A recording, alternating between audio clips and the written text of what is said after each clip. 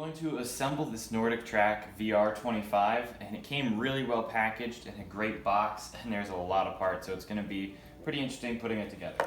We'll lift the frame up on some wooden supports. This comes with the bolts and the Loctite pre-applied, so you don't need to worry about them coming out. It comes with the Allen wrenches you need to install the bolts. The bolts are really nice and organized, and it tells you which step is which for the set of bolts. The support bar on the front has wheels. So far the instructions seem to be very clear. Next we're moving on to step 4, and that's this cross beam. We'll pull out the wires and undo the zip tie. They put a string through this cross member so we can just, basically like a twisty tie, tight this around the connectors, and then we'll be able to pull it from the top and it'll just pull it straight through this beam. We'll put them in.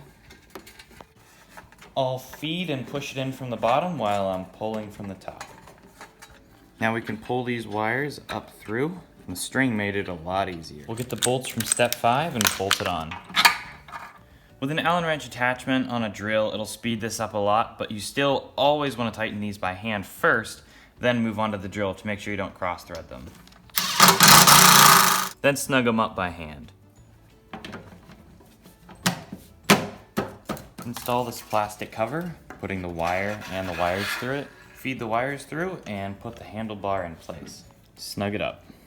The console's installed next, and we can connect these wires and disconnect this wire that we had just so we could pull it through. Hook them up with the corresponding letters on them so they match. And put the screws in. This trim piece goes on and just makes it look nice. We'll put on the seat handlebars with the handlebars pointing forward. This wire plugs right into the frame. Put on the cup holder, and you've got 4 bolts right here that you're going to install from underneath. Put the seat on and put the bolts on from underneath. Slide on the backrest. We'll put 4 bolts in the back. We'll put the pedals on next, and there's one for the left and one for the right, and they're marked out with R and L. And you'll need a 15mm wrench to tighten this bolt up right here.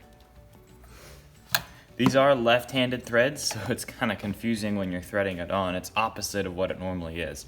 Now, it didn't come with the 15mm wrench, which I'm using right now, which is a little bit surprising, but if you have one of those, you're going to use that to tighten this, or just an adjustable wrench. Install the foot straps.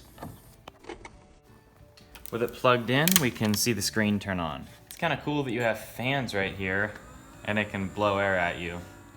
This control right here adjusts the resistance. If you want it to have more resistance in the pedal like you're going up a hill, you can move that up and it gets stiffer as it goes on.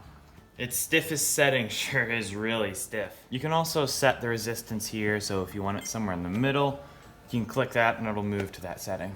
Screw on the iPad holder. Peel off the stickers, and we'll peel this one off.